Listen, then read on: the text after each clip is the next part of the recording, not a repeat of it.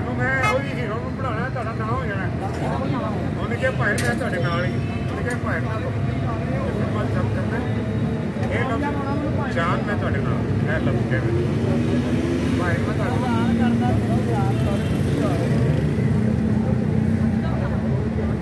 ਜਿਹੜਾ ਸਹੀ ਲੱਗਿਆ ਗੱਡੀ ਆ ਰਹੇ ਹੋ ਫੇਰ ਇਹਨੇ ਅੱਗੇ ਆ ਗਏ ਅੱਗੇ ਆ ਗਏ ਨਾ ਇੱਥੇ ਠੀਕ ਹੈ ਨਾ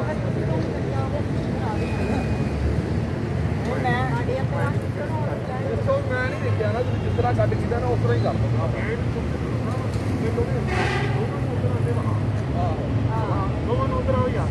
टिकट बंद कर दो नाले गल नहीं करनी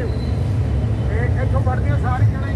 ये फिक्र हो जाओ तुम मैं हीरो बना देगा नुकसान हो जाएगा उन्हें क्या भाई दुकान है माइक उतार के बना ला वीडियो खाली तरह वीडियो बननी भी रहे कोई गल नहीं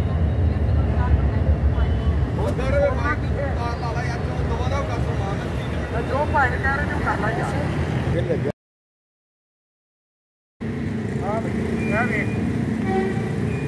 चलो